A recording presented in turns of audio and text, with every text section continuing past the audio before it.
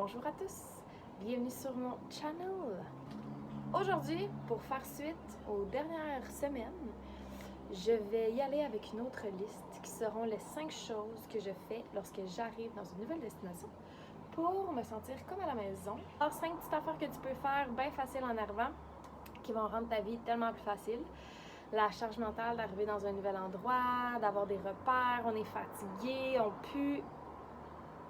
Ça fait du bien de se rendre la vie facile quand on peut. Alors, je te donne mes 5 trucs, ça part. Numéro 1. Mon truc numéro 1, c'est défaire mes bagages en arrivant.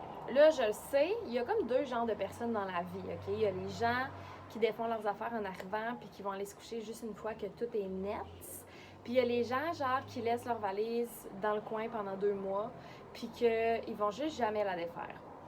Par contre, OK, peu importe quel type de personne tu es, là, je te dis pas nécessairement si tu arrives à 2h du matin, défaire ta valise, mais genre dans ta première journée, dans tes 2 premières journées, défais ta valise, installe ton linge, installe tes accessoires, installe tes trucs pour te sentir chez toi, pour pas sentir que tu es dans un environnement neutre qui ne t'appartient pas, mais sentir que tu es dans tes affaires. Je sais pas si tu connais le dicton qui dit « faire le ménage autour de toi, c'est faire le ménage dans ta tête ». Je sais pas si c'est un vrai dicton, mais je le dis souvent.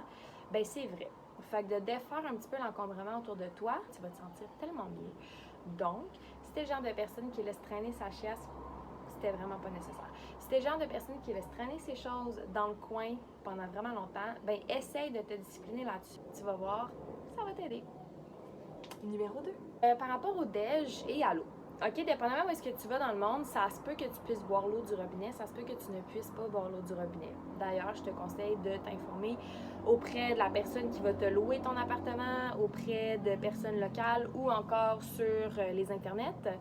Mais je te dirais qu'une des premières choses à faire en arrivant, genre si tu arrives à une heure descente, là, drop tes valises, prends une douche, change-toi, puis en allant prendre ta petite marche, va t'acheter de l'eau. Comme ça, demain matin, quand tu vas te réveiller puis tu vas avoir soif, au moins tu vas avoir de l'eau à boire. Parallèlement, en allant t'acheter de l'eau, achète-toi des petites affaires pour le déj, des petites bartendes, des bananes, des fruits.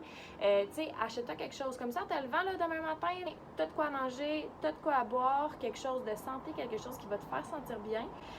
Puis c'est super facile habituellement de trouver ça n'importe où, là, peu importe dans quel pays t'es, en attendant que tu trouves l'énergie et l'envie d'aller faire l'épicerie.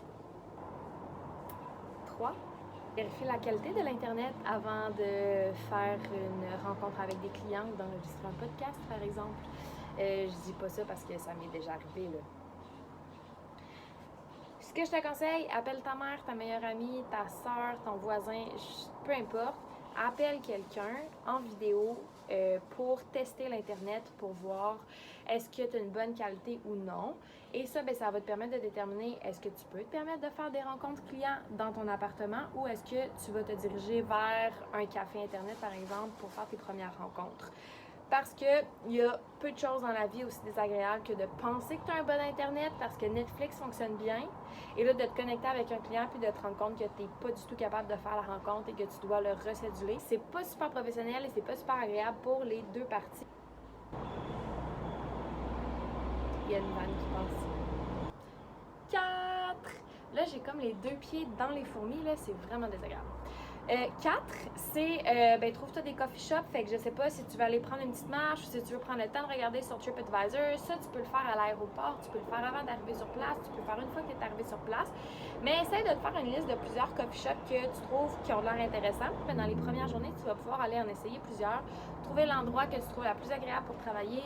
Tu sais, moi des fois, il y en a un que je trouve qui est parfait pour les rencontres vidéo parce qu'il est silencieux, parce que l'Internet fonctionne bien. Il y en a un que je préfère quand j'ai de la rédaction, de la création à faire parce que, je sais pas, par exemple, je suis assise à l'extérieur, il y a des plantes, je trouve ça agréable, je trouve ça vivant. Tu vas pouvoir trouver les endroits qui te plaisent aussi, question budget, question bouffe, question qualité du café, mais d'avoir une petite liste, de prendre le temps d'aller mettre des petites pins sur ta map, de savoir un petit peu où est-ce que tu t'en vas, ça va te motiver le matin quand tu vas te lever et tu vas juste regarder ta liste, en choisir un, puis tu vas déjà savoir à peu près vers où t'en aller et ça va vraiment te faciliter la vie.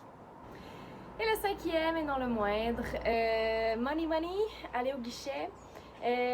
Moi, je te conseille de le faire à l'aéroport si c'est possible. Quand tu arrives à l'aéroport ou au terminal de bus, là, peu importe de quelle façon tu arrives, souvent, il y a des guichets, fait que si tu peux sortir déjà un petit montant là, c'est génial.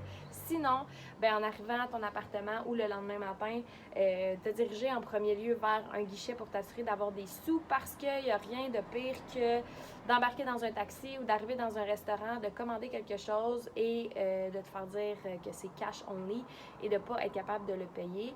Fait que juste pour être certaine que peu importe ce qui t'arrive dans les premières journées, tu vas avoir au moins un petit peu d'argent liquide dans la devise du pays pour être capable de te démerder en attendant, peut-être de mieux t'organiser. Principalement, c'était dans des pays d'Asie, d'Amérique latine, d'Afrique, où est-ce que c'est plus commun que ce soit seulement en argent comptable.